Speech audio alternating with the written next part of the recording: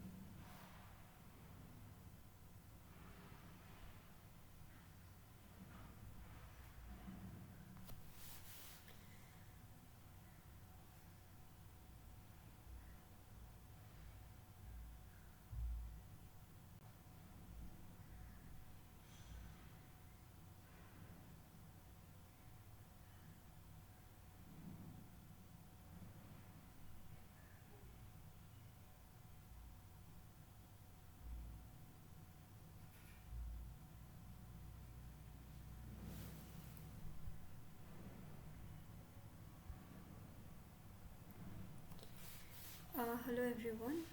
Let's start the session. It's already 3:10. Let me first introduce myself. I am Ananya, a PhD student in the Department of Electrical Engineering, IIT Kanpur. I will conduct the session, and this will be the week 3 live session for the course Semiconductor Device Modeling and Simulation. I will discuss some of the questions and I'll solve the questions. And in the meantime, if people can join the meeting, and I will end the meeting at 5 o'clock. So let's start.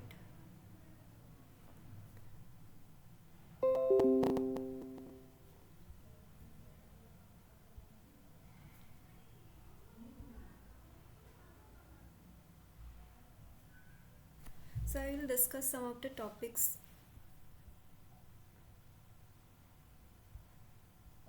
I will discuss some of the topics those were covered in week 3.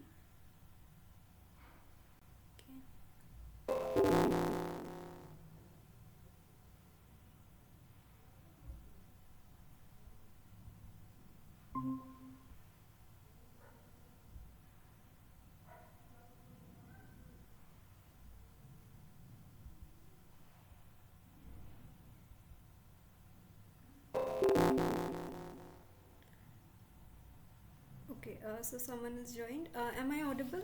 Can can you give me confirmation? Yes, madam. Okay. So let's start the session. It's already 3:11.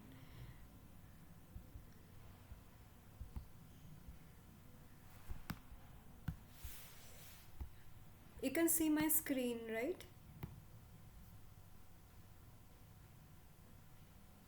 Yes, madam. Okay. Okay, so this is the first question. This is on EK relation, that is on band structure. So this is the question. Consider the EK plot as shown here and then answer the following questions. So whether it is a direct or indirect band gap semiconductor, what is the band gap of the semiconductor, where is the effective mass for electrons the largest, at point A or at point C. This is point A, this is C, and where the effective mass for electron is negative, at point A, B or C. This is A, B or C, and the velocity of an electron at a point D. So the and these are the options. Okay.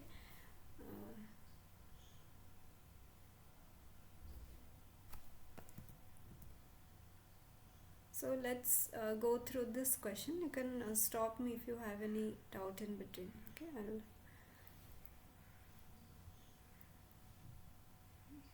first let me draw the given EK relation here. So this is a one-dimensional problem. So this is energy and this is K.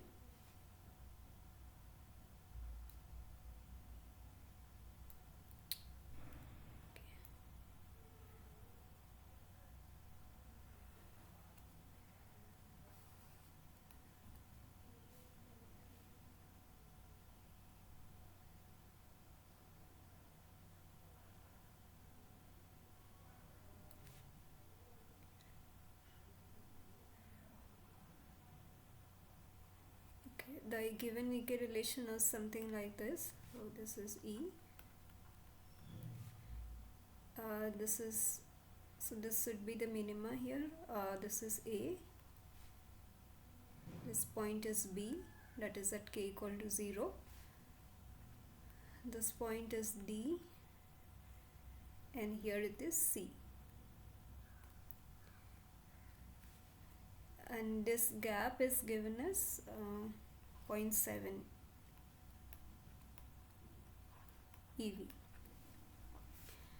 So first question is, okay, so the first question is whether it is a direct or indirect band gap semiconductor.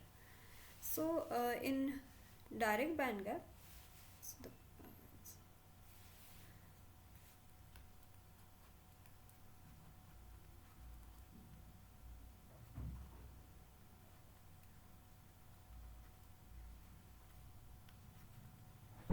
in direct band gap material, the minima of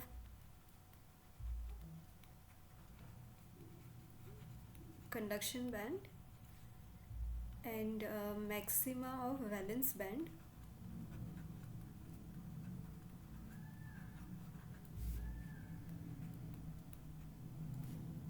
Maxima of valence band, these 2 points are at the same value of k.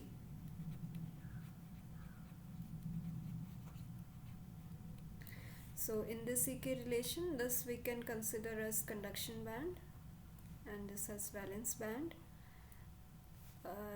So for this EK, given EK relation, it is a direct band gap material.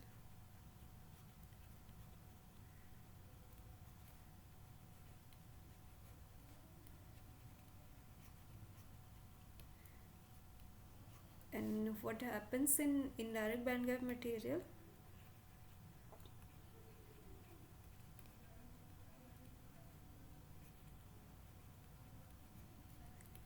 So in indirect band gap material, minima of conduction band and maxima of valence band are not at the same value of k in the EK relation. Okay. So this is a direct band gap material, and the band gap, next question is what is the band gap for this material. So this is the difference between these 2 points A and B. So the band gap is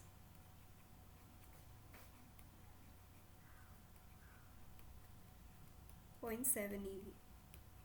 Okay, I think that was given in this question. Yeah, 0.7 eV. Next question is the where is the effective mass for electrons the largest, at point A or at C? Okay. So the equation for effective mass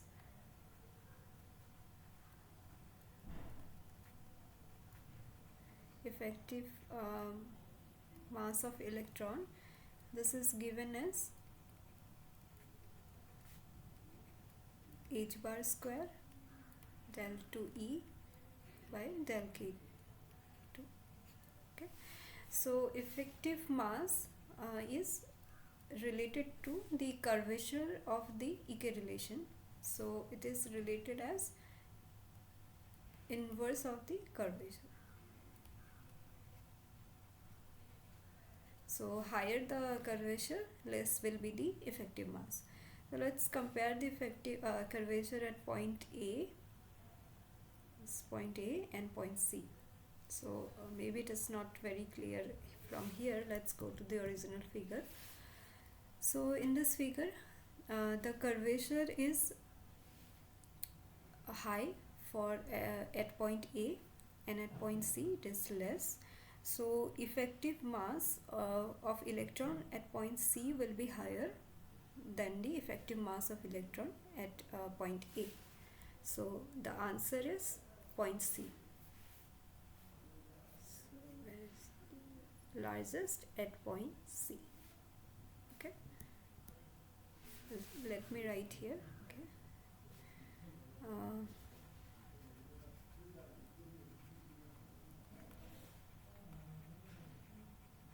Effective mass of electron is higher at point C,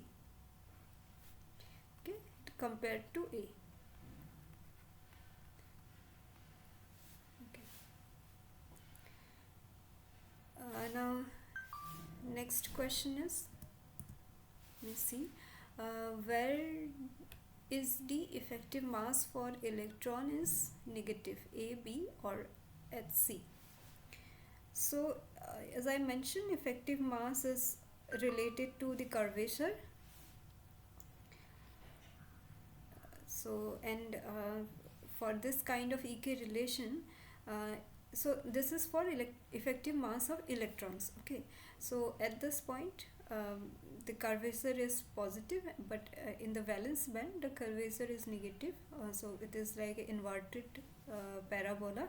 So between these 3 points A, B and C, curvature is negative at point B, that is at valence band maximum. Okay. Okay, let me write it here. Okay, let's go here. Okay, so at the bottom of the valence band, we can consider is like an inverted parabola.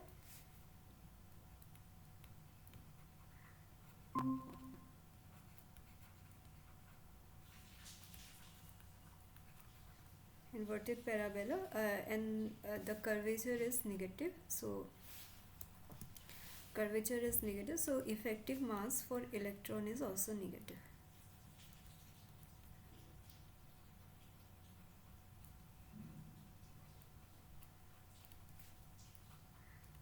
Is negative at point B.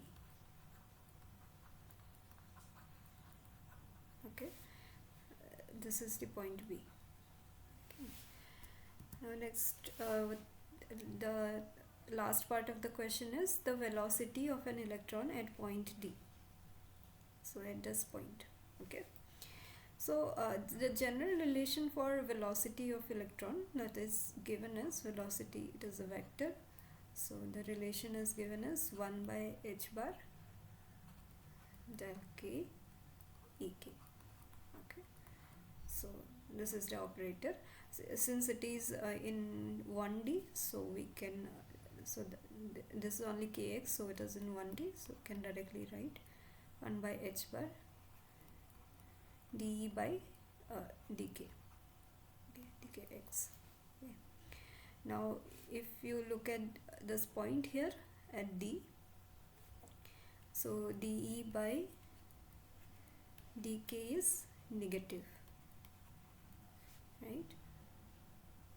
So this is the slope, okay, which is negative. So because it is negative, velocity is also negative. Okay, so what is the answer? First, it is a direct band gap material, because the minima of the valence band and maxima of the minima of the conduction band, maxima of the valence band is at the same position of K, so it is a direct band gap material. Okay, and the band gap is 0.7 eV, so these three options, 0.7 eV. And then where the effective mass of electron is the largest, at point A or C, so effective mass will be large if the curvature is less, so that is point C. Okay, these two options. And then where the effective mass for electron is negative, so that is at the maxima of the valence band, so that is point B. Okay, and the velocity of an electron at point D, so velocity is negative. So this is the correct answer. Okay, I hope it is clear.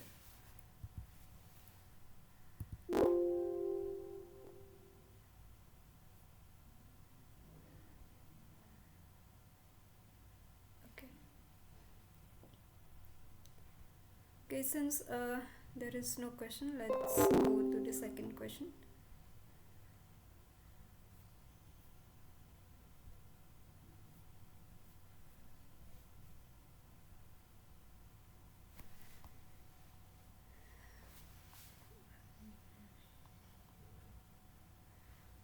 This is the second question. This is on mobility.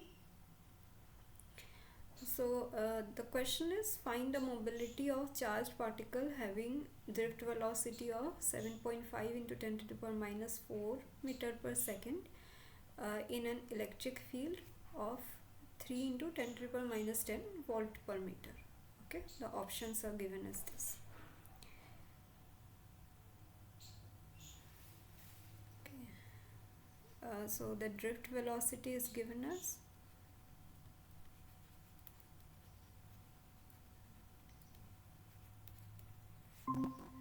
drift velocity Vd is given as 7.5 into 10 to the power minus 4 meter per second, and electric field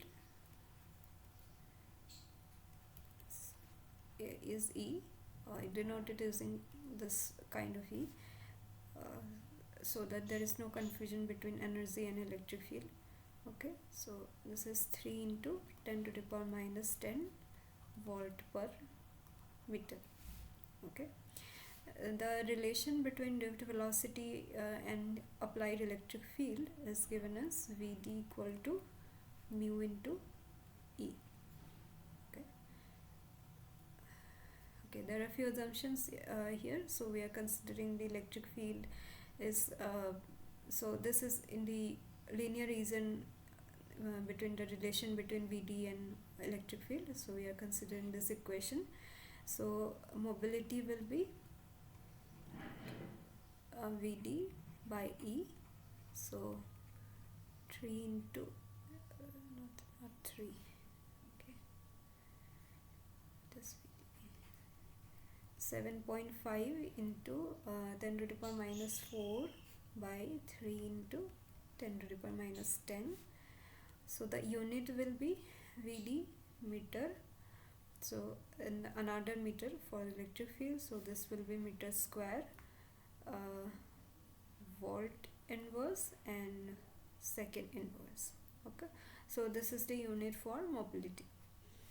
So the answer will be you can check the answer. So the answer will be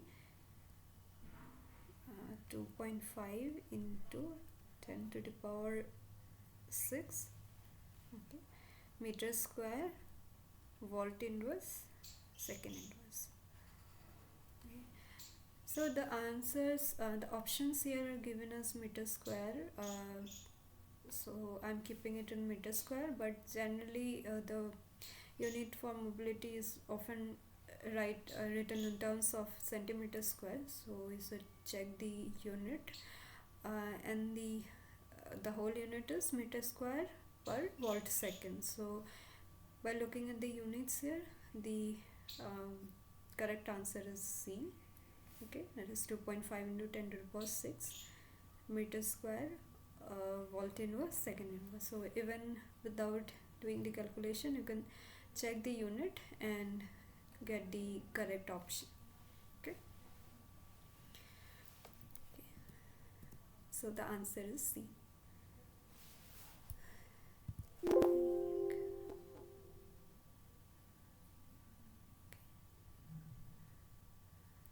Okay, I think there is no confusion. This question is very simple. Okay, okay, let's go to the next question.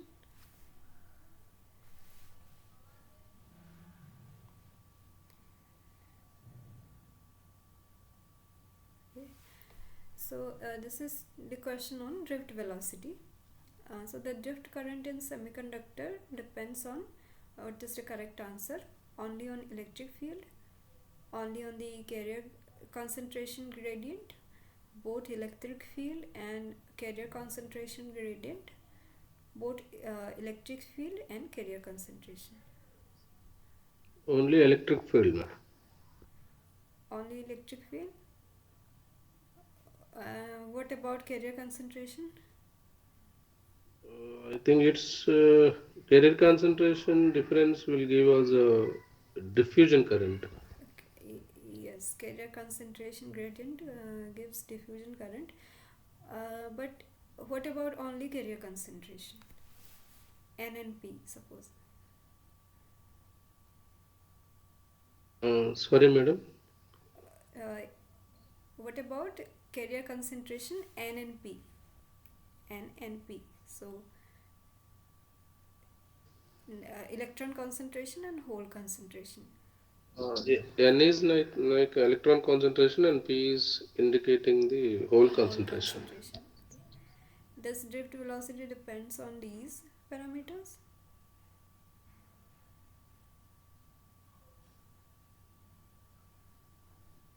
Oh, yes, yes. Drift. Yeah,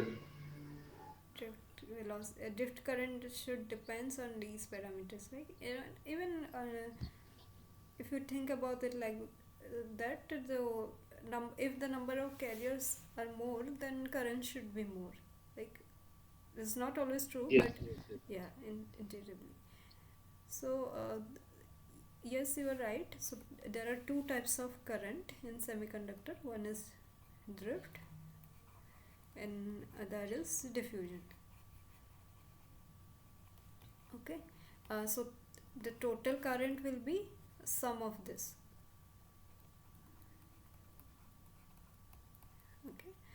And let's consider the drift part first. So drift current.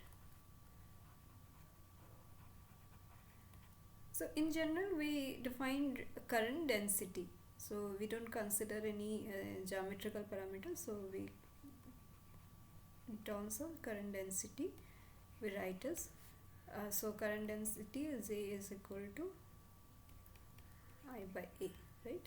Okay, you can get the total current by multiplying current density with the cross section area. So let's consider the drift current density Z. So the drift current density, so this is drift. This will have two parts. Okay, drift current due to electrons drift, and drift current due to holes.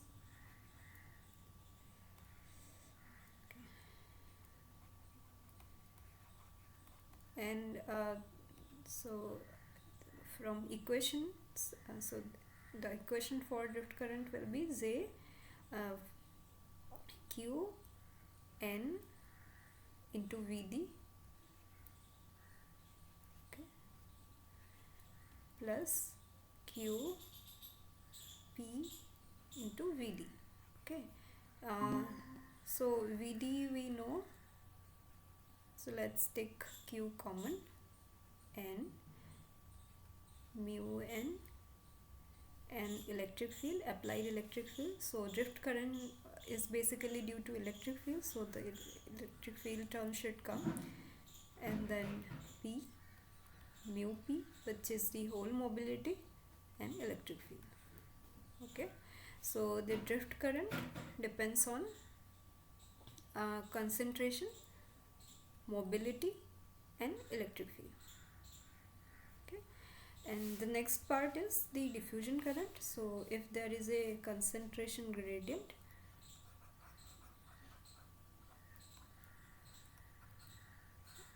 suppose the concentration is like this for holes. Okay, so number of holes is more in this region and number of holes are less here, so holes will move in this direction. So the current will be, so this is due to diffusion of holes. This is given as Q dp dp by dx. Okay, let's consider this concentration gradient is in x direction. So this dp is the diffusion coefficient for holes, and dp by dx is the concentration gradient. Okay, and similarly, if the electron concentration, this, remember the sign is negative because the holes are negative, and um, the flow of current is in the opposite direction of the so okay, so the concentration gradient and the flow of holes, that is opposite. Okay, so if you derive the equation, then finally you will get a negative sign here. And then for n, if this is the concentration gradient, so electrons will move in this direction, and diffusion current for holes will be for electrons will be Q dn, which is the diffusion coefficient for electrons, and then concentration gradient dn by dx. Okay, again if this is the x direction. Okay, so diffusion is related to concentration, carrier concentration gradient, but the question is given is for drift current. So for drift current it depends on both electric field and carrier concentration. Okay, so the answer is D. I hope it is clear. Yeah. Yes, ma'am. Thank you. Okay.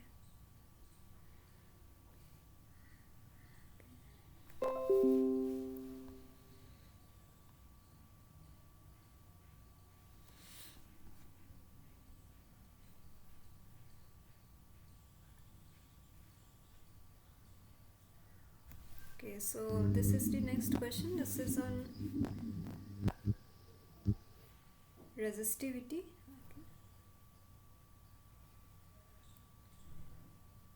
Uh, so the question is, in germanium sample, a donor type impurity is added. So it is a donor type.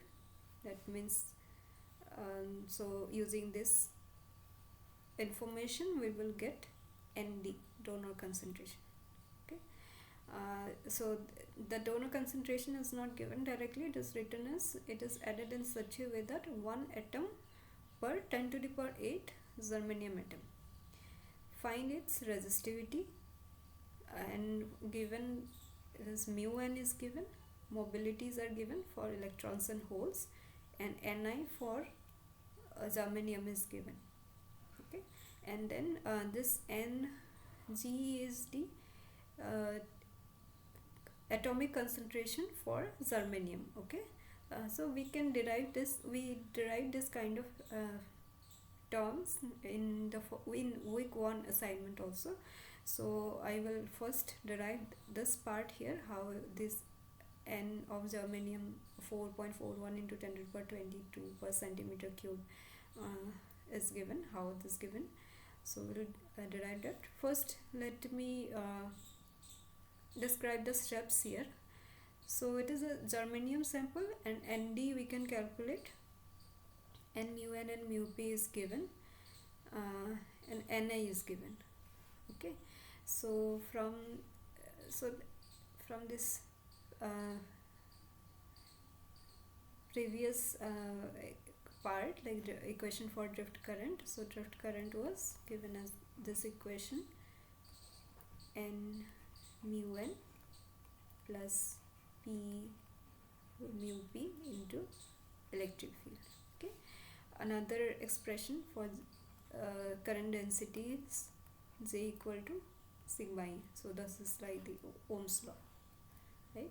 So here sigma is the conductivity.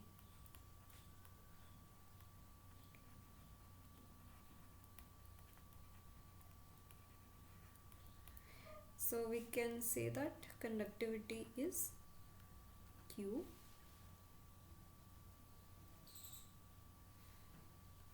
n mu n plus P mu P. Okay, so and conductivity, which is equal to 1 by rho, so inverse of resistivity. So the question is to find the resistivity, so you can find using these terms. Okay, here mu n is given, mu p is given, q we already know, so 1.6 into 10 to the power minus 19. We want n and p. Okay, to calculate n and p, what are the things given? Ni is given, and information to calculate Nd is given. Okay.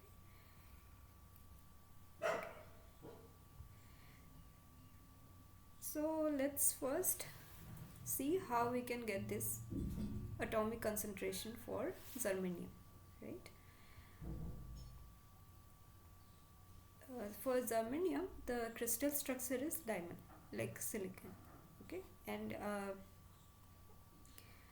diamond crystal structure is 2 FCC lattice which are interpenetrated and shifted diagonally by 1/4 of the diagonal. Okay, so it is an FCC, that is, and then there are 4 other atoms inside this FCC unit cell.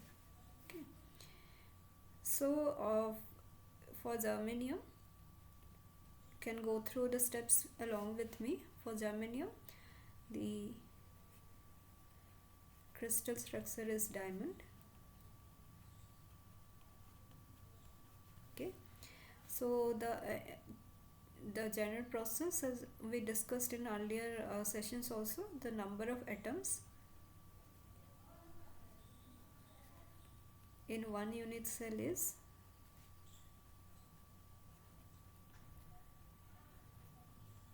given as, so how we will calculate? It is an FCC lattice.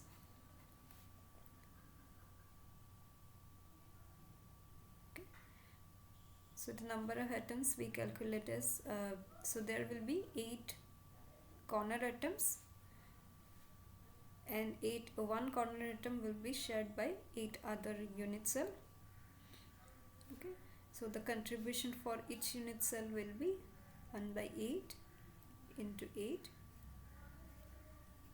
Again, since it is a FCC cell, so there will be an atom at the faces which is shared between 2 unit cell. So the contribution is half, and there are 6 faces, so half into 6. And as I mentioned, because of the interpenetrating structure in diamond, so there will be 4 atoms inside the unit cell. Okay, and these 4 are not shared between any unit cell.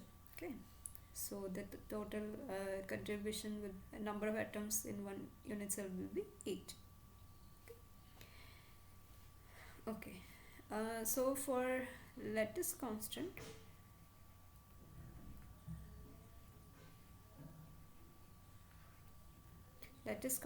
for germanium, which is A, it is given, I'll give you the number 5657 angstrom.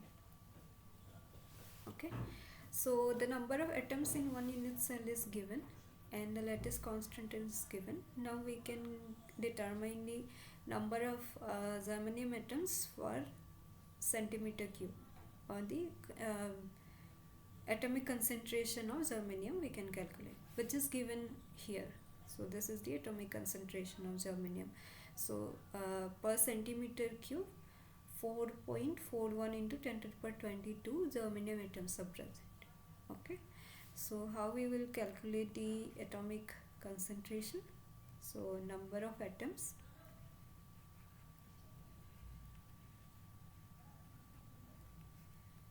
per centimeter cube, that is given as, so 8 atoms in one unit cell, and the volume of one unit cell will be A cube.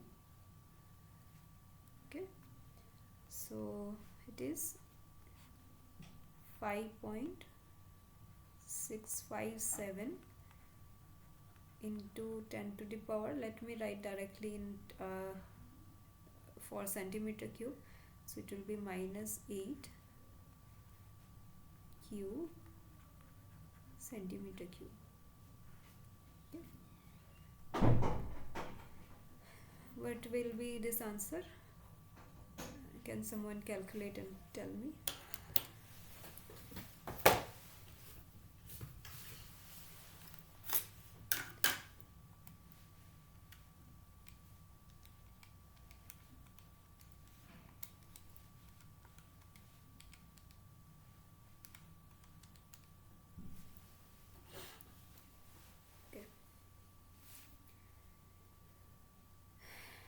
Okay, so the answer is 4.42, approximately 2 into 10 to the power 22 per centimeter cube.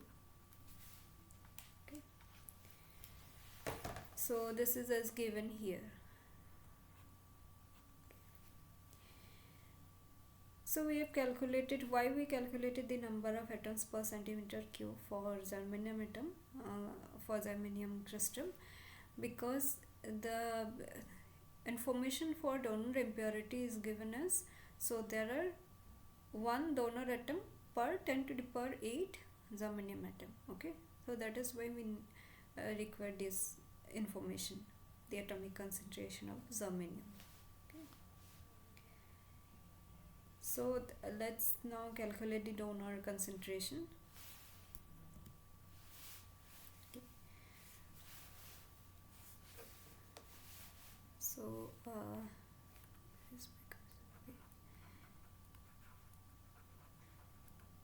impurity added.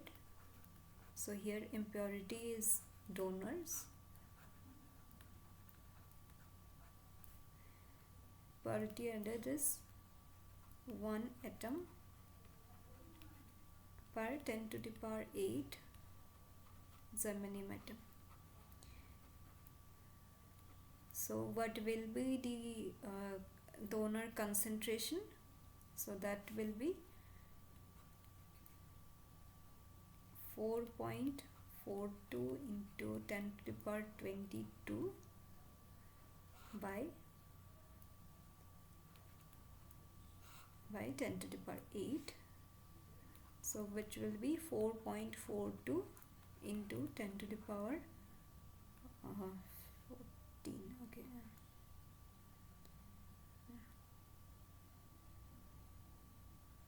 14 atoms per centimeter cube. So this is the donor doping concentration. So the donor doping concentration was not given directly, but we have calculated it as 4.42 into 10 to the power 14. Okay, and Ni is given in the question. It is Ni here, 2.5 into 10 to the power 13 per centimeter cube.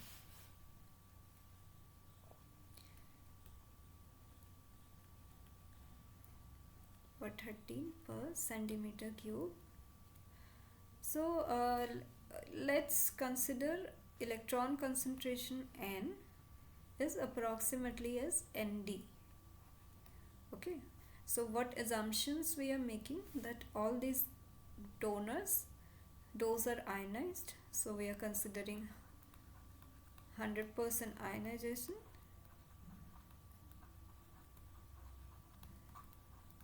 Okay, and because this value is much larger compared to Ni, so total electron concentration is approximately equal to Nd. Okay, so that is N equal to 4.42 into 10 to the power 14 per centimeter cube. Okay, I hope it is clear. Okay. What are the assumptions we are making here? That is clear.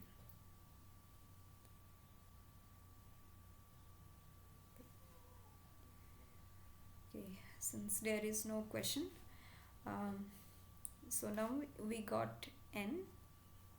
We also need P, that is the whole concentration, and P we calculate, how we will calculate P?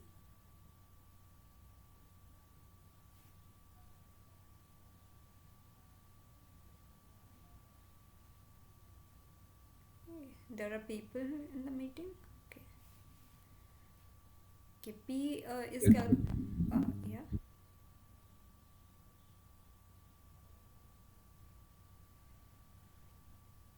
So P is calculated using mass action law, so which is N into P in equilibrium, N into P equal to Ni square. So P we can calculate as Ni square by N. Okay, so that will be 2.5 into 10 to the power 13 square by 4.42 into 10 to the power 14. Please tell me the answer here. What will be P?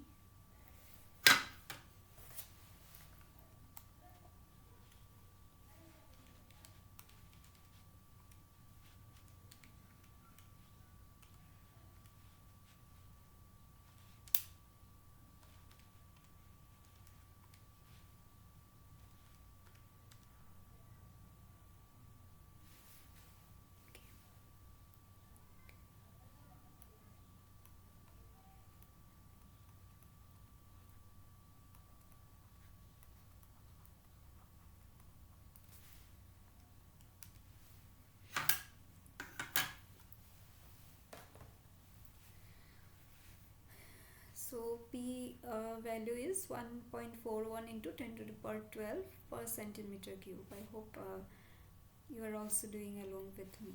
Okay. So we got N and P. Let's see here. So to calculate resistivity, we already know Q, N and P we have calculated, and mu N and mu P, these values are given here. Okay. Here you can see the unit here for mobilities are given as centimeter square per volt second. So as I mentioned earlier also, typically these values are mentioned as centimeter square in centimeter square unit. So you should be careful, because most of the time we calculate N and P in terms of centimeter cube. If in the question the unit is different, then you have to do the required conversion. Okay. Now there is no problem, because we have also calculated the N and P concentration as centimeter cube, and mu N and mu P is also given as centimeter in terms of centimeter. Okay, 3800 and 1800. Okay, so now let's calculate the resistivity. So first let's calculate conductivity.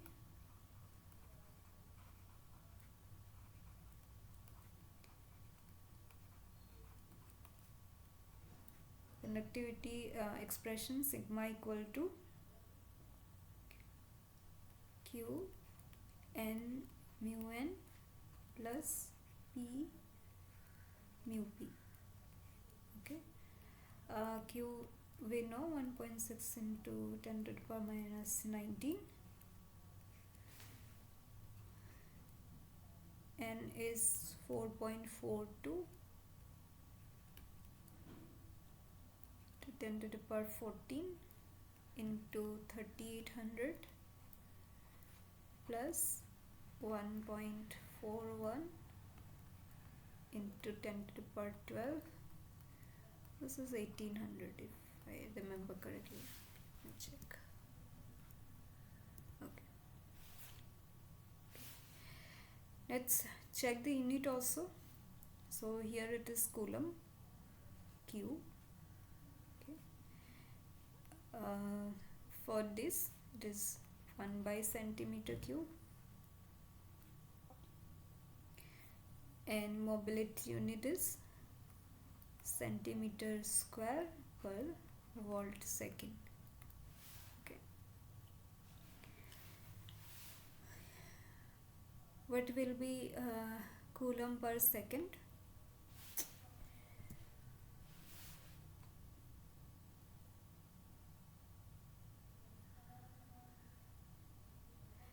So coulomb per second is current, right? I equal to Q by T. Okay. So this is current and this is volt. So volt by, let's write this, volt by current. So this is ohm, and here it is centimeter. Okay.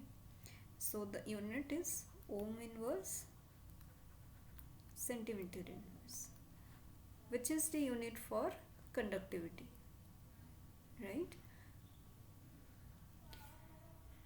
So the what will be the conductivity? Okay. Someone tell me the answer here. 0.269. Okay, 0.269. Okay.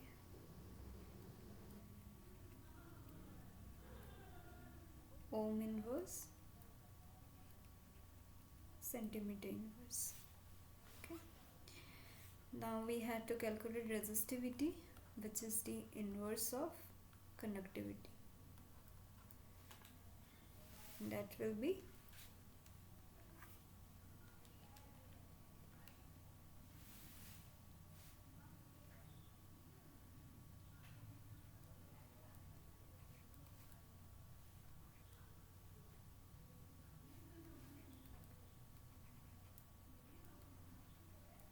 okay.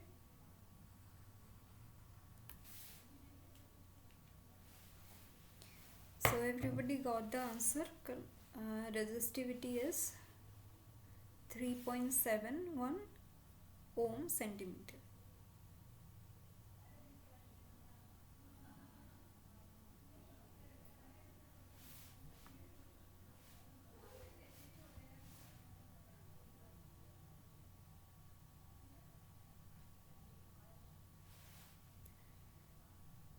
Okay, I will pause here for some time if anybody has any question.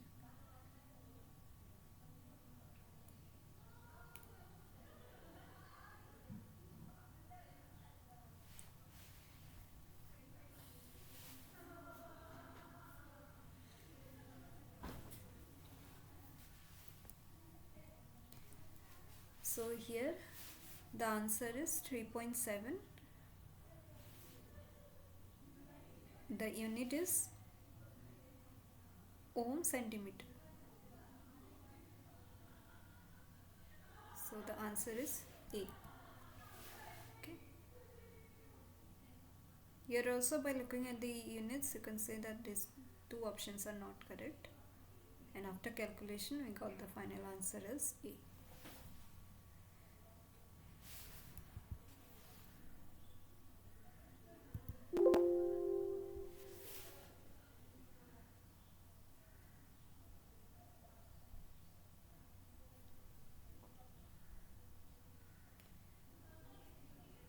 Okay, so last two times we use this same link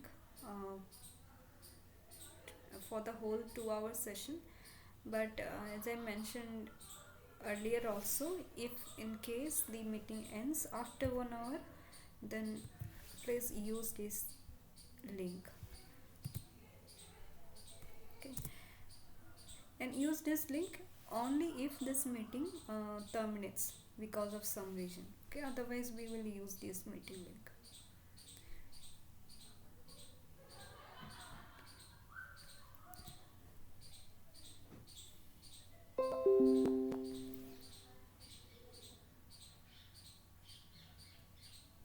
Okay, so let's go to the next question. This is a question on Fermi level. So Fermi level is where the probability of occupation of electrons is 50%. So the question is where will be the position of Fermi level of n-type material when donor density Nd is equal to conduction band effective density of state Nc. Okay, this is a formula based question, so I think you can answer this. You can try this. I'll give you 2 minutes and then we will discuss the answer.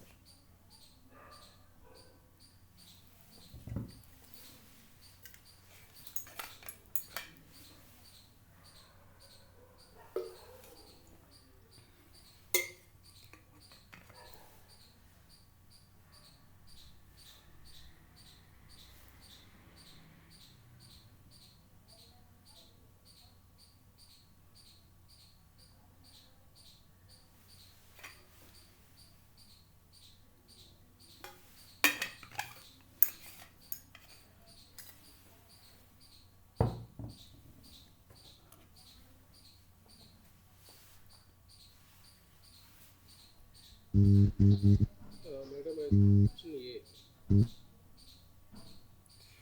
You are not audible. Okay. Hello. Which is correct, madam? I still Conduction band edge. conduction band edge. Okay. I think the person left the meeting.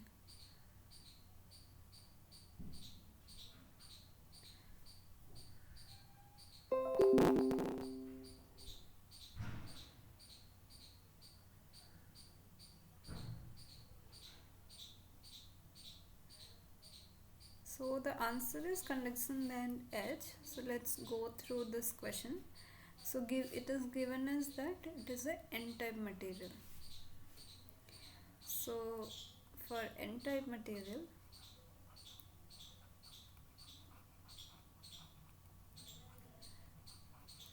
the band diagram, typical band diagram will be like this. This is the conduction band, this is the valence band, this is the band gap EZ, and in the middle we consider as intrinsic level. This is EI, which is not EF. This is the intrinsic level.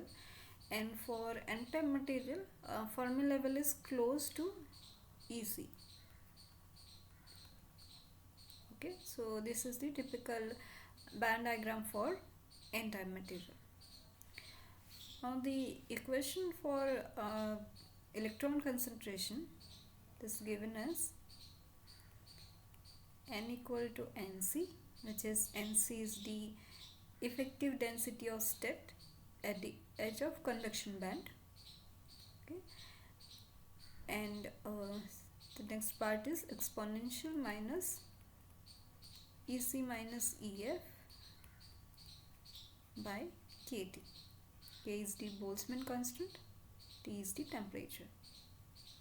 Okay, what is given in the question, it is the n-type material where Nd, the donor density, is equal to Nc.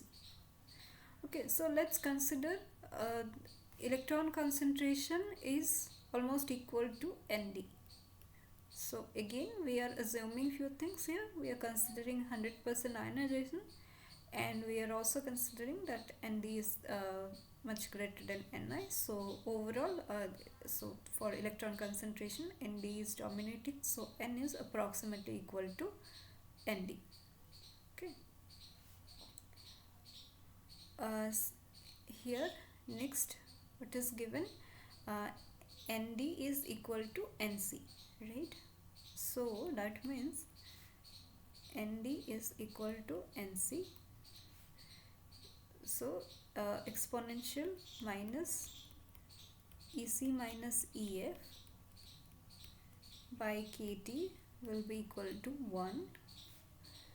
Now we can take log of 1, which is 0, so that will give Ec minus Ef by Kt as 0. So Ef will be equal to Ec. That means Fermi level is at the conduction band edge. So the answer is A. So the actual band diagram will be like this. Both Ec and Ef will coincide. This is EI, intrinsic level, and this is EV, valence band edge. Okay. So the answer is A.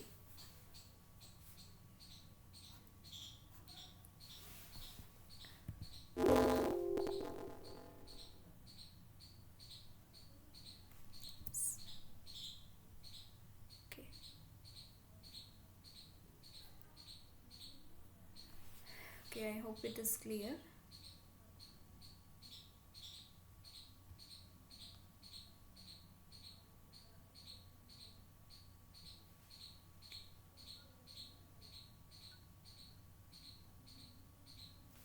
Let's go to the next question.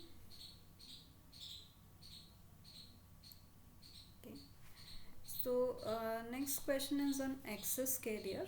So the question is, consider a bar of silicon having carrier concentration N0, so only equilibrium electron concentration is given as 10 to the power 15 per centimeter cube, and for silicon Ni at 300 Kelvin is given as 10 to the power 10 per centimeter cube. Okay, somehow excess carriers are injected, and the excess carriers are given as 10 to the power 15 per centimeter cube. Okay, these are excess carriers. Then calculate the separation between electron and hole quasi-Fermi energy levels at T equal to 300 Kelvin. The constants are given. The Boltzmann constant 1.38 into 10 to the power minus 23. The unit for Boltzmann constant K is joule per Kelvin, so that is what given as meter square kg per second to the power minus 2 per Kelvin. Okay, and then Ni is given, so it is already mentioned here. So it is 10 to the power 10 per centimeter cube at 300 Kelvin. Okay. So this question is on quasi-Fermi level, because here excess carriers are injected, and when excess carriers are injected, it's a whole Fermi level. So the system is not in equilibrium. So the whole and electron concentrations. So whole and electron Fermi levels are not coincide inside. So both Fermi levels are different. So that means this question is a non-equilibrium. So you can try this question, or should I do, and you can try along with me.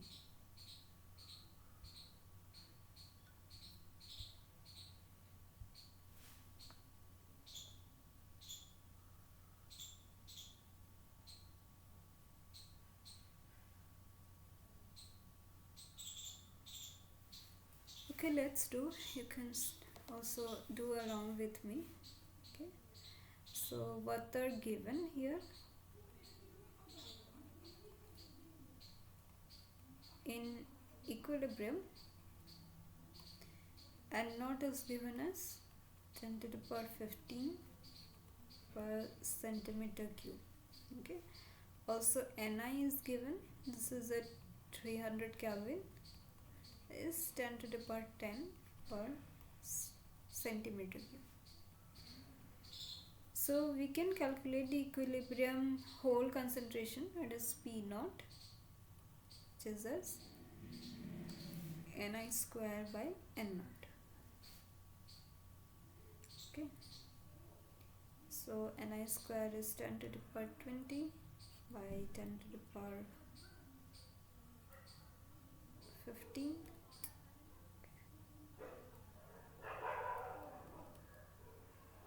So it is 10 to the power 5 per centimeter cube. Okay.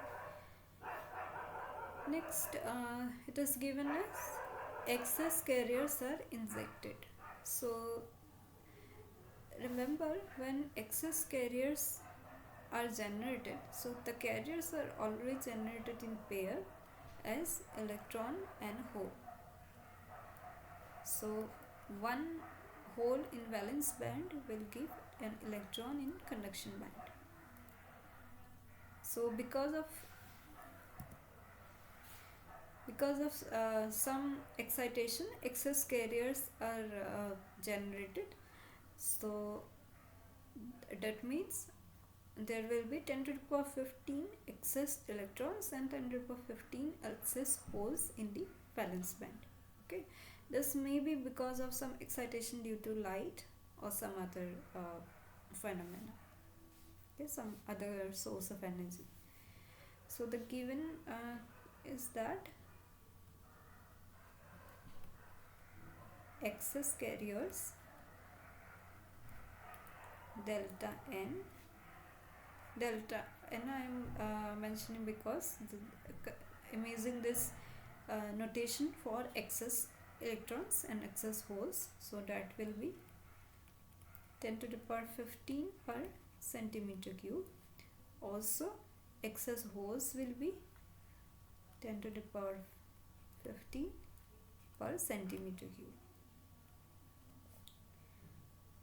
Okay, I hope it is clear. So these are excess electrons and holes. Already there are equilibrium electrons and hole concentration as given. Okay.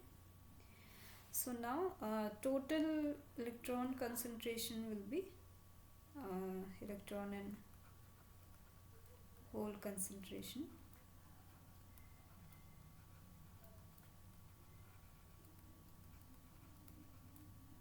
will be n equal to n naught plus delta n. We'll add these two, so that will be 2 into 10 to the power 15 per centimeter cube. Okay, and excess holes will be V naught plus delta P. So this is 10 to the power 5 and this is 10 to the power 15. So as this value is much larger, so it is approximately is equal to delta P. So which is 10 to the power 15 per centimeter cube. Okay. I hope it is clear. Here you can see the electron concentration was earlier 10 to the power 15. So it changed to 2 into 10 to the power 15. So the change is not much. But for holes which are the minority carriers here, the change is much larger. So this is 10 orders of change from 10 to the power 5 to 10 to the power 15. So in case of excess carrier, minority carriers are important. So that because the change in minority carrier is large. Okay. Okay. So now we have calculated N and P. So let's calculate the Fermi energies, the quasi-Fermi energies.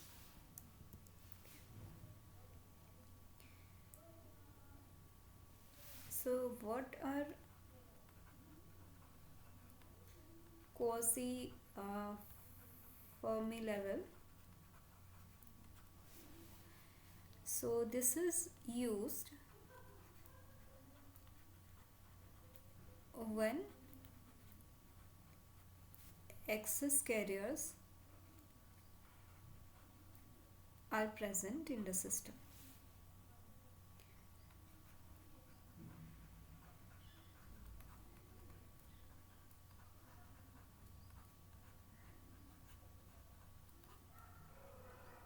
Okay. So when the system is in out of equilibrium.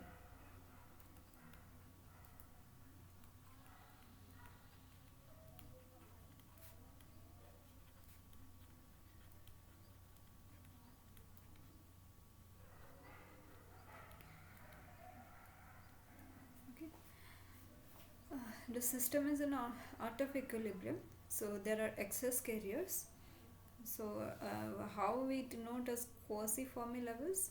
Fn for electron quasi-Fermi level and Fp or whole Fermi level. Okay, quasi-Fermi levels.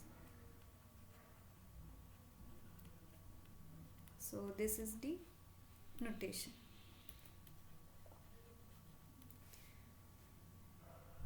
Now we can use the same formulas for N and P, electron and hole concentration, but we should replace the Fermi levels with quasi-Fermi levels. So N is equal to Ni. So this expression is given in the lecture notes also. I am directly using it. Is Ni by Fn minus Ei by Kt. So earlier it was EF, so which is Fermi level. Now we are using Fn, and Ei is the intrinsic level. Intrinsic level is not the Fermi level. It is the generally we consider intrinsic level as in the middle of the band gap. Okay, and then P is equal to Ni exponential of Ei minus Fp by Kt. Okay. Now if you multiply these two equations, N and P will give Ni square exponential Fn minus Fp by Kt. So you can see here Np is not equal to Ni square. Okay. Anybody has any question?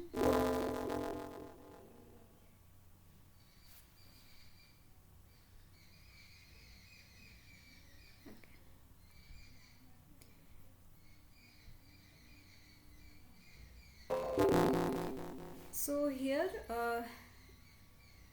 n into p is not equal to ni square, so that indicates the system is in out of equilibrium. So there are excess carriers, and how much the system is in out of equilibrium, that is quantified by this expression, so that is Fn minus Fp. Okay. Now the notations in generally we use in equilibrium, and let me write as here non-equilibrium. So in equilibrium we denote the electron concentration as N naught. We write here in non-equilibrium as N, P naught as P. This is the whole concentration, and EF, which is the Fermi level, we replace with Fn or Fp. Okay, so these are the notation, general notation. So these are typically used for equilibrium. This knot symbol is given.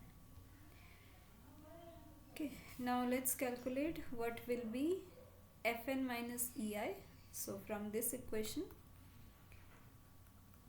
Fn minus Ei will be Kt ln of n by ni.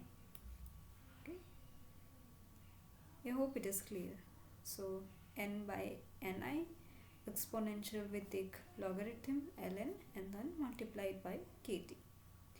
We have similar equations in equilibrium also. Right? So what will be the value? So T is given as 300 Kelvin. So I'll write directly KT. So how we calculate KT? Let me calculate here. This is 1.38 into 10 to the power minus 23 into 300. This is in Joule, because this unit is Joule per Kelvin and this is in Kelvin, so the unit is Joule, and we want the final expression in terms of electron volt, because this energy we calculate in terms of electron volt. So we will use we will convert it to from Joule to electron volt. So what will be the value here?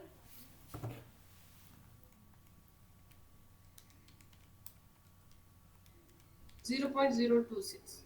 0.026, yes. Divide 6 into 10.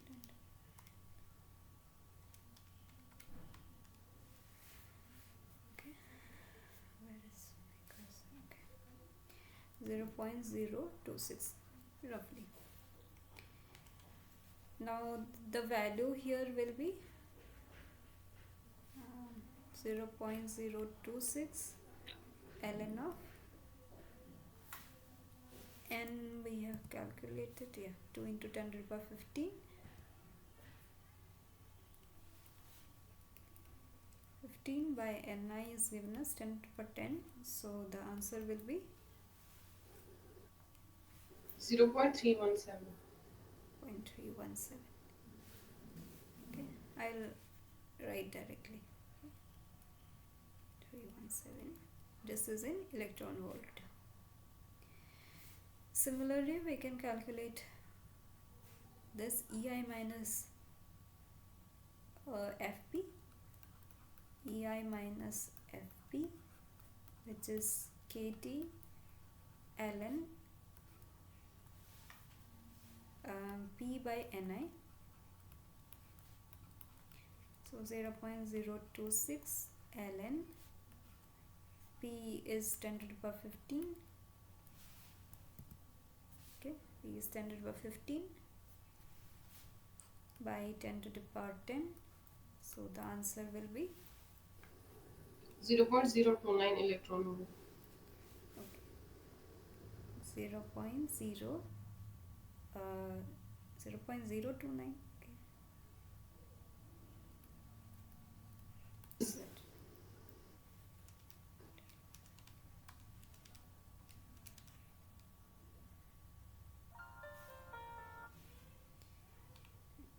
Answers.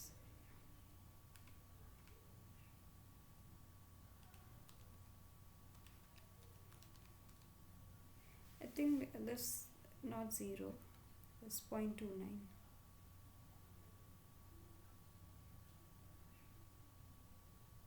Okay, can you check the calculation?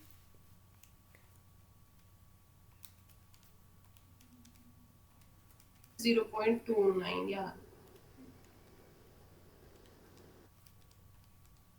Okay, 0.29 electron volt. So the difference will be, so we can add these two, so the difference will be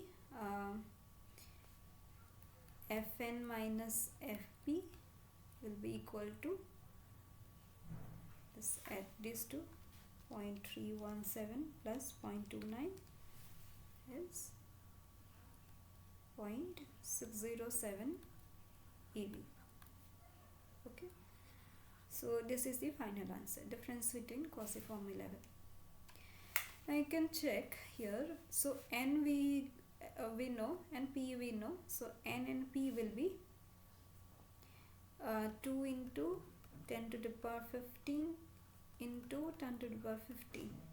So this will be n into p, this will be 2 into 10 to the power 30.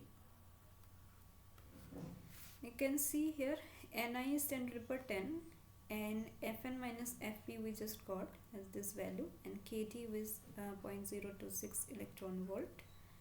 So what will be this value here? 0.607 by 0.026 exponential of that into Ni square, so that is 10 to the power 20. Okay, so this is approximately equal to 1.4 into 10 to the power 30. Okay, here you can see these two values are, at least the order is similar, 10 to the power 30 and 10 to the power 30, which is not equal to 10 to the power 20, which is Ni square. Okay, so this is the question on Cauchy-Fermi level. I hope it is clear.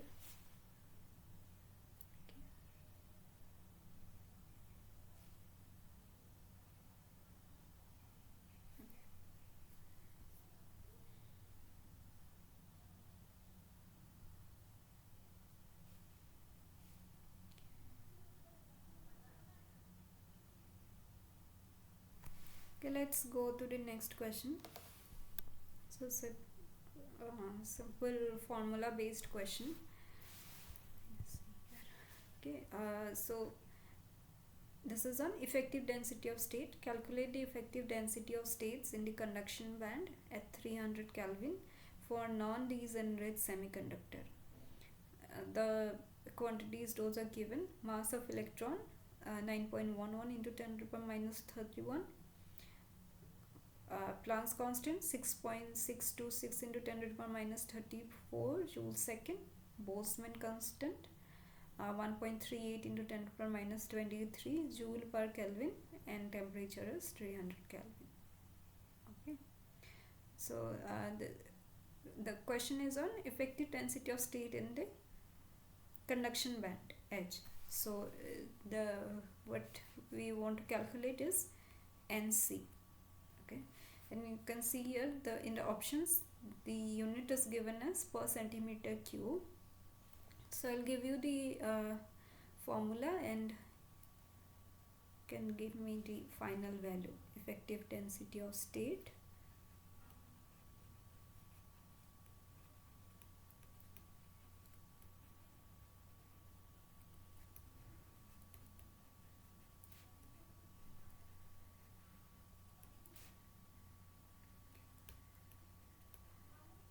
In the conduction band as.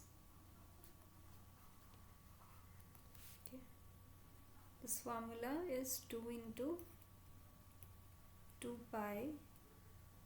It is mn star, but here mn, the effective mass is not given, so you can directly use the mass of electron, kT by h square power 3 by 2. Okay, can tell me the answer. I'll give you So this is a directly formula based question.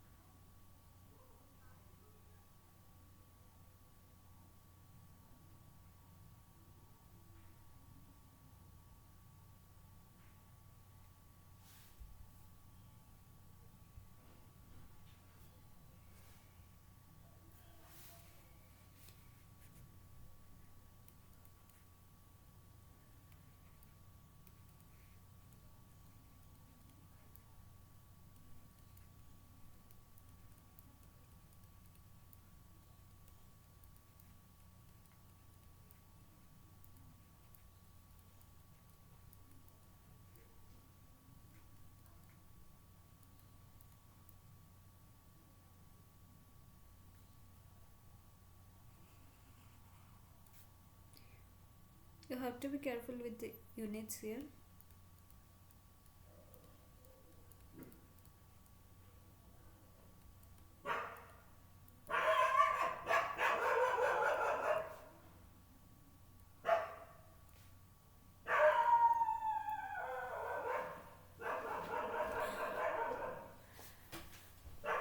So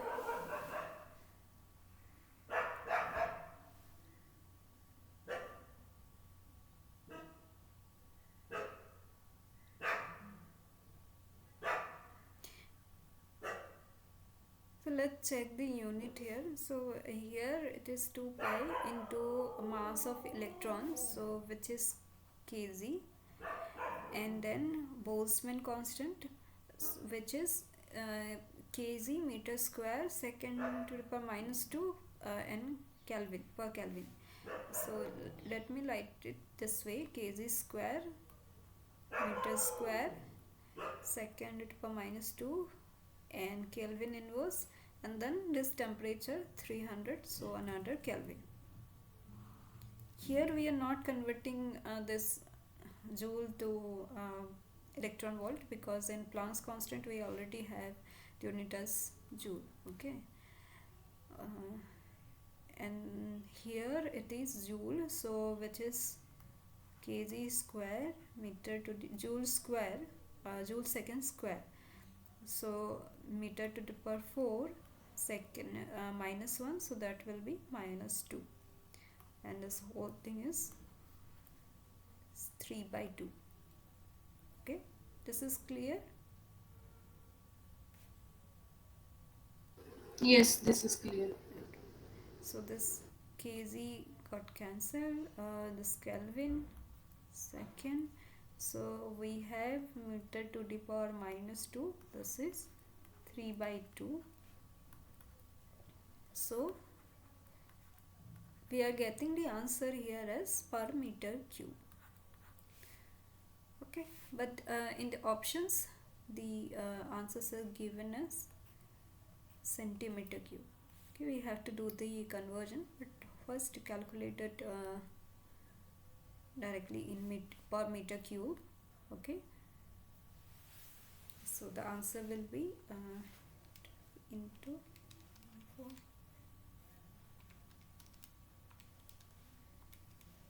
31.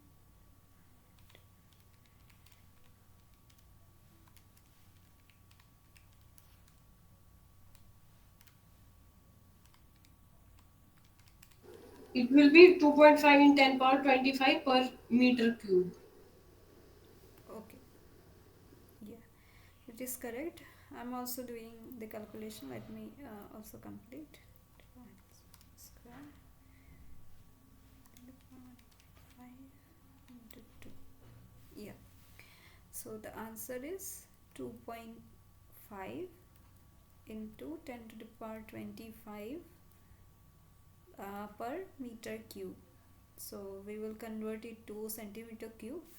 Yeah, the options are confusing because the 10 over 25, this is also given here. So here, but unit is centimeter cube. Also, one more thing, there is a 2 term here, so we often forget to multiply it after calculating all this part. So that is why you can see the answers are given as 2.5 and 1.255. If you forget to multiply this 2 term, then your answer will be wrong. You will select one of these. Okay, so this is 2.5 into 10 to the power 19 per centimeter cube.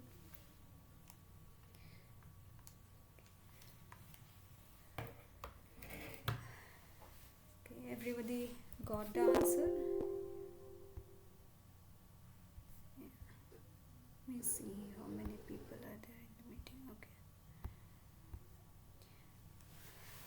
Okay, fine.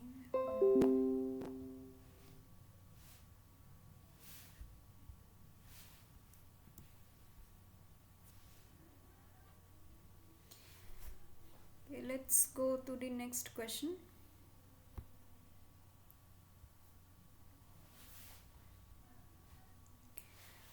This question is on electron and hole concentration in semiconductor. So this is the question: the thermal equilibrium concentration of electrons in the conduction band and in the holes in the valence band. So which is the correct answer? Depends upon the effective density of states but does not depend upon the Fermi energy level. Depends upon the Fermi energy level but does not depend upon the effective density of states. Depends upon the effective density of states and Fermi energy level. Does not depend upon effective density of states and Fermi energy level. So effective density of states, the conduction band edge is Nc, and at the valence band edge is Nv, and Fermi energy level is Ef. So it is in thermal equilibrium is written as, so I'm writing it as Ef. Okay, so thermal equilibrium concentration of electrons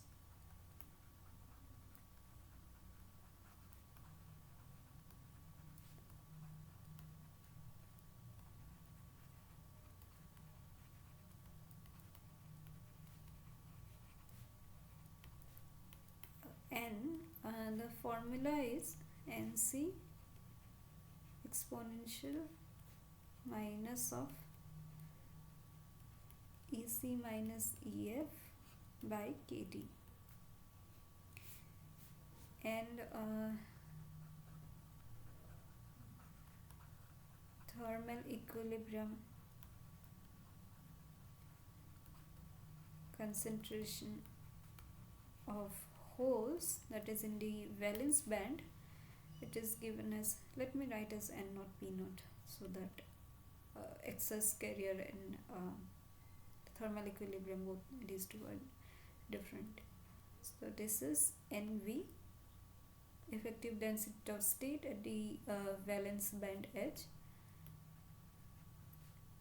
exponential minus Ef minus Ev by kT. Okay, so thermal equilibrium concentration for both electrons and holes depends on the effective density of state as well as the Fermi level. Other parameters are temperature. Okay, so other variable is only temperature, this is constant, and Ec and Ev, these are constant. So the correct answer is C. C. Depends upon effective density of state as well as Fermi energy levels. Okay, so this is a formula based question. Now let's go to the next question.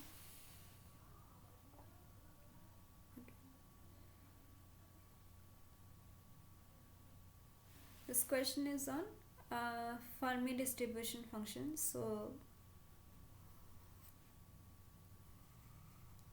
electrons and holes in semiconductor, we often the distributions of electrons and holes in different energy levels in semiconductors we define using Fermi distribution function. So it is given, the question is that Fermi distribution function is plotted for two temperatures T1 and T2. What is the relationship between temperature T1 and T2? So this is D for energy. So this is not Fermi energy, this is okay. So this is EF basically, and this is energy scale, and this is the Fermi distribution. So maximum value of Fermi distribution is 1, and at Fermi energy, so that is at EF, this value is half, and for two different temperatures the distribution is given as T1 and T2. So what is the relation between T1 and T2? I think T1 is less than T2. So T1 is less than T2. Okay, let's go through the steps also so that everybody understands. Okay, so the Fermi distribution function, how we write Fermi distribution.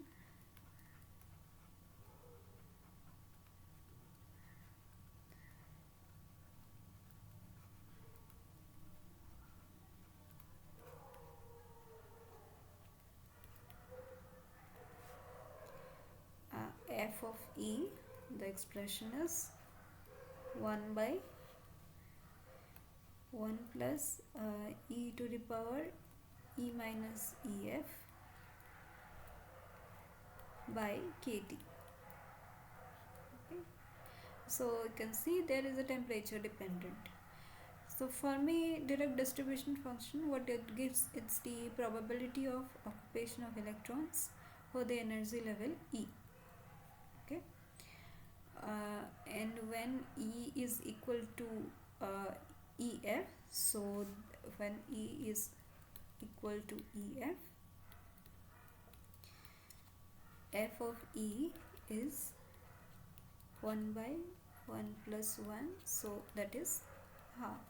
So that's why we say that Fermi energy is the energy where probability of occupation of electron is 50%. It is half. Okay. So here at temperature T equal to 0, Fe tends to be a step function.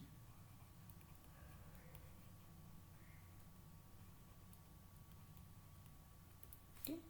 So Fe is 1 if E less than EF, and 0 if E greater than EF. Okay. So if this excess is energy, and if this is Fe, Fermi-Dirac distribution, it is a step function. 1 here, and below EF it is 1, and above EF it is 0. That means all the energy states below the Fermi energy level, these are full.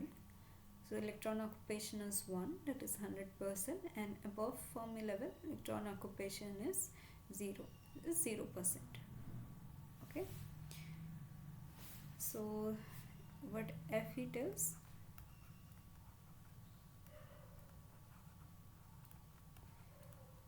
Probability that a state, the state means energy state, will be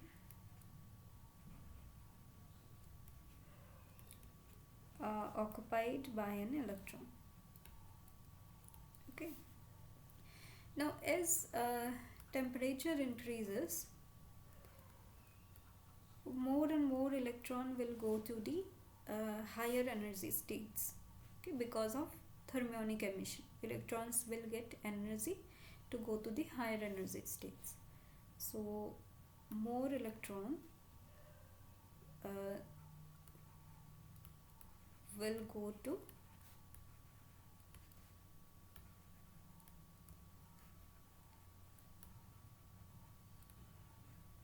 higher energy states. Okay, so at non-zero temperature the distribution will be like this. Higher the temperature, the tail will get longer. So let's see that. Okay, this is T1. Suppose at T2 more number of electrons will gain energy and move to higher energy states. So this is at T2. So for this figure, T1 is less than T2. Okay, so the answer is B.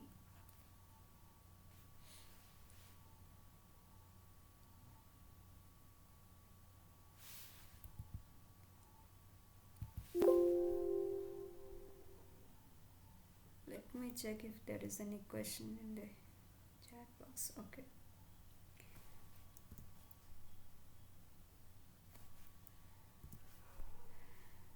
Okay, we still have time. Let me take few more questions.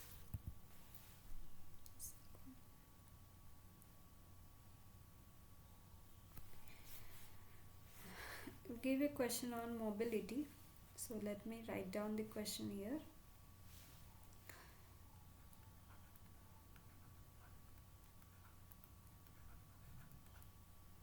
Mobility due to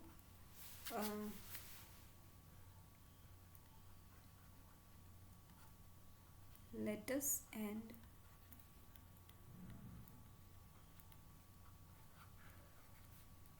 ionized impurity scattering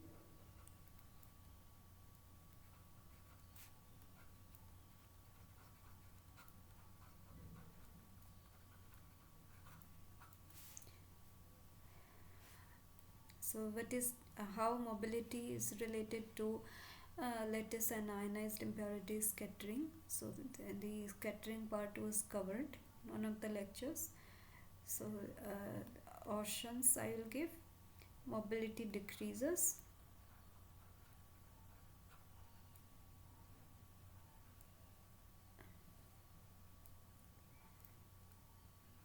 and increases. So for due to lattice scattering it decreases and increases.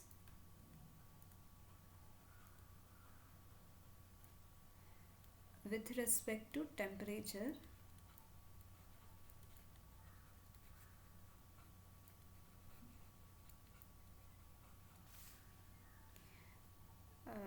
respectively. Okay.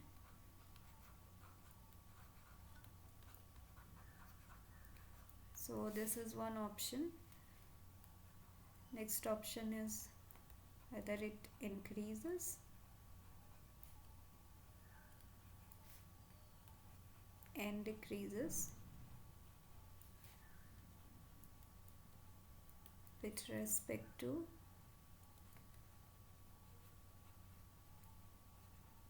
temperature.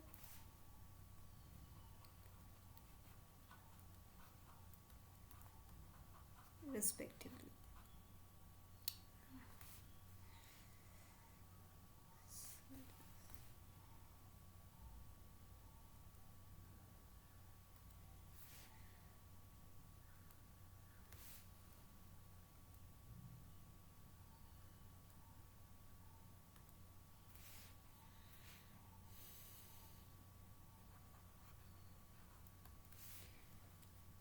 Option C is remains constant.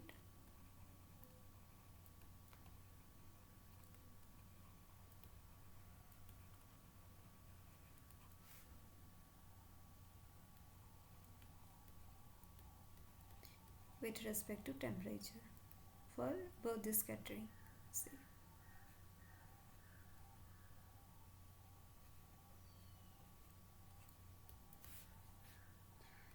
option D is decreases for both the scattering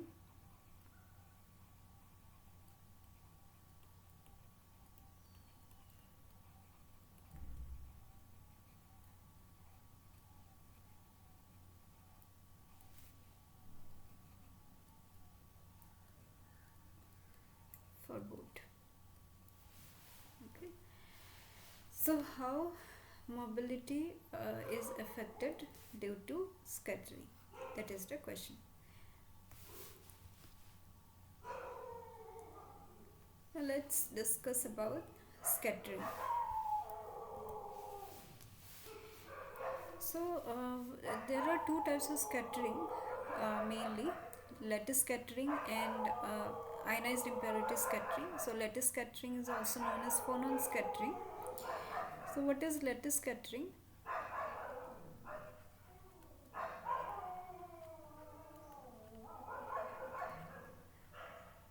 So, if there is background noise, I'm sorry for that. So what is lattice scattering? At any temperature T, uh, atoms in the lattice will vibrate. Okay. Okay. Any finite temperature, atoms will vibrate, um, and if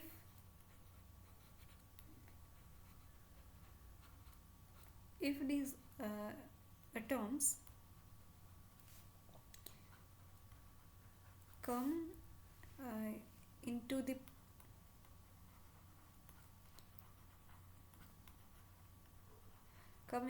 path of any carrier,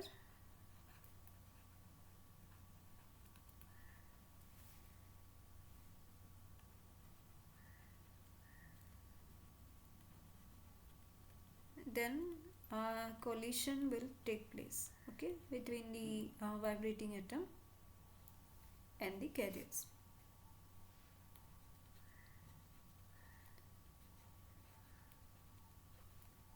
Okay, and that eventually uh, randomize the carrier velocity.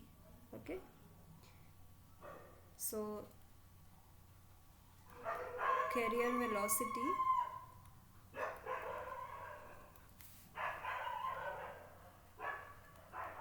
gets randomized.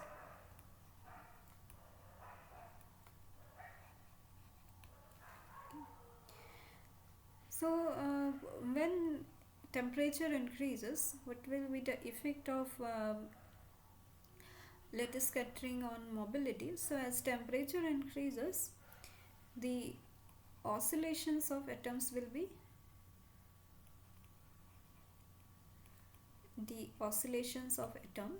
increase. This will increase because of the thermal energy. Okay, so mobility will decrease.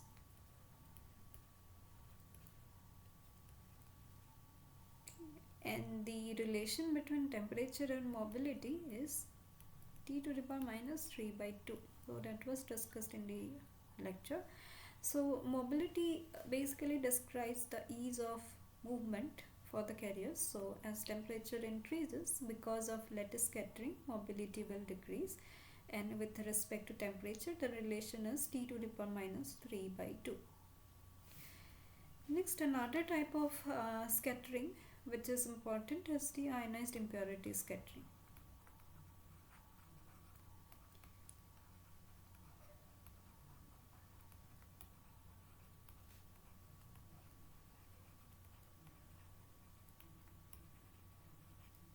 So from where these ionized impurities come? So because of doping, so dopants are considered as impurity here, and the dopants will be ionized. So this scattering comes from those ionized dopant atoms. Okay, so So the dopant atoms can be pentavalent or trivalent for silicon. So the ionized impurity can be positive or negative, right? So the ion can be positive or negative. So here, if it is a donor atom, so that will be Nb plus. So it is a positive ion, and if it is an acceptor at impurity, acceptor dopant, then it will be Nd minus, so negative ion. So if the ion has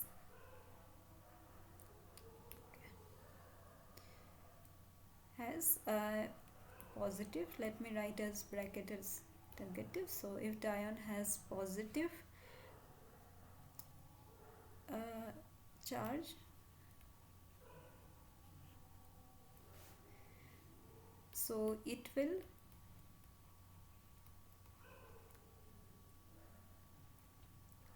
attract or repel, okay, depending on the charge, an electron, and will alter its path.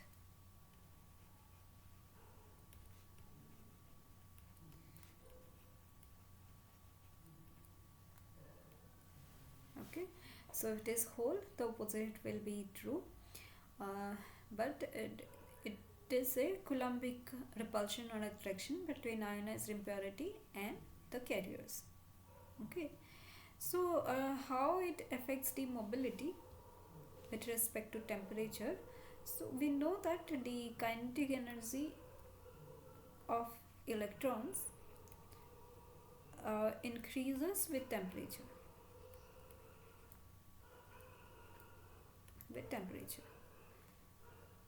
Okay, so it is halfly kT. The kinetic energy is related as kT, so that depends on the temperature. So at higher temperature, kinetic energy of electrons will be more. So suppose it is a negative impurity. So if the kinetic energy is more, so the electron will move faster, and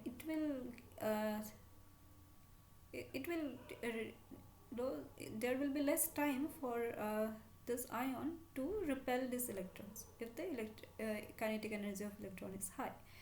If the electron moves slowly, then this ion will get more time to repel this electron, that is to alter its path. Okay, so the relation is that at low temperature,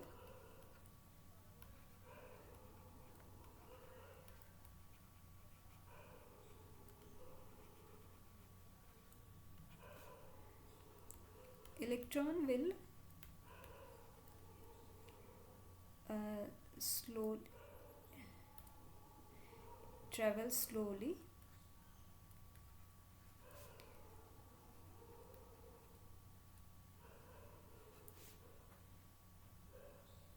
and so that means more chance of deflection.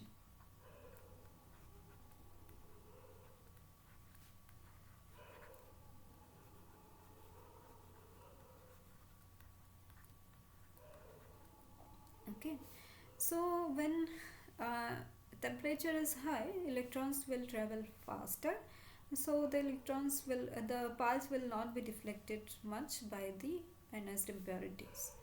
So therefore, as temperature increases,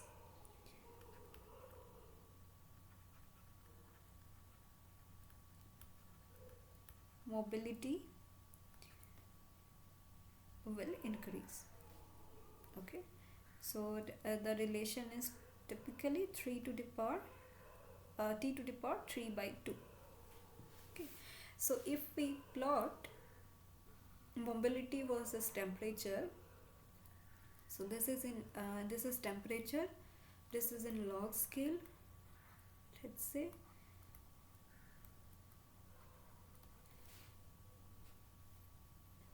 and this is mobility.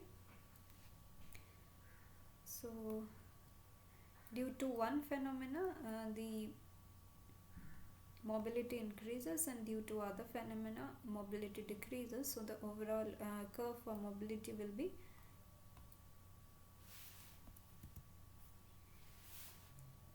like this. Okay, so when the temperature is low,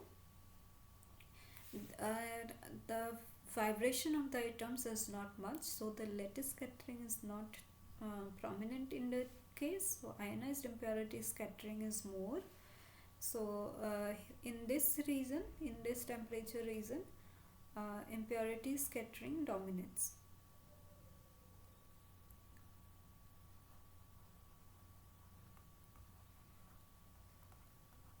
Impurity scattering.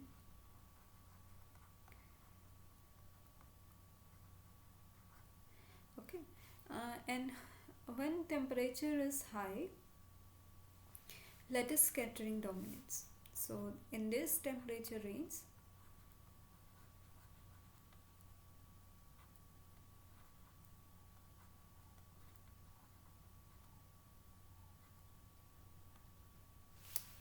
okay,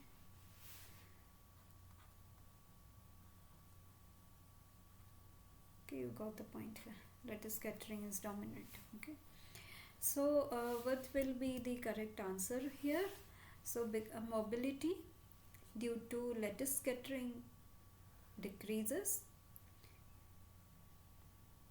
okay, with respect to temperature. As temperature increases, there will be more lattice scattering, and mobility due to ionized impurity scattering increases with respect to temperature, because there will be less chance for electrons or holes be deflected by the uh, ionized impurities. Okay, so this is the general graph for mu versus T, mu versus temperature. Now the mobility also depends on other factors also, like doping concentration. Here I mentioned the ionized impurity scattering. This the relation of ionized impurity scattering and mobility and temperature, but as the doping concentration also changes, the effect on mobility also changes. So we also get a curve like doping concentration, ND or Na, uh, with for mobility for different doping concentration. Okay, so um, by considering it, we can say that as the doping concentration increases, mobility should decrease. So mobility also depends on the doping concentration. The general values for mobilities, for example, for silicon, mu n is often given as approximately 1400 centimeters square per volt second. So this is for intrinsic silicon, and this value will decrease to a much lower value if the doping concentration is significantly high. So for calculation, these has to be considered. Okay, the proper mobility values has to be used.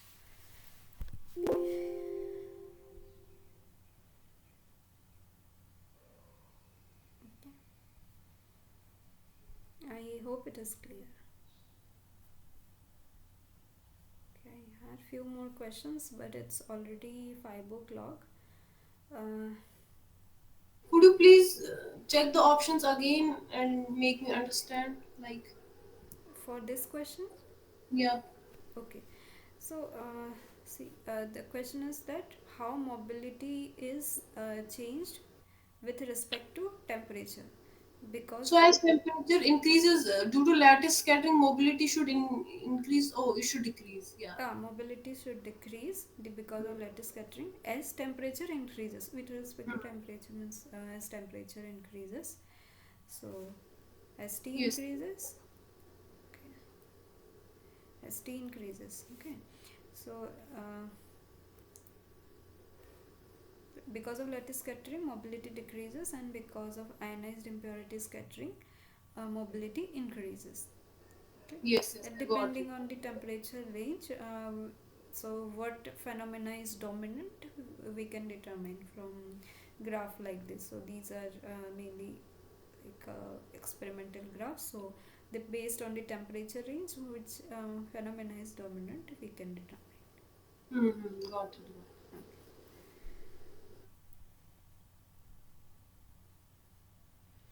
Okay. I'll stop sharing. Okay. Okay. So since it's already 5 o'clock, I'll stop the session. Thank you, everyone. I hope the session was useful, and we'll meet in the next week. Okay.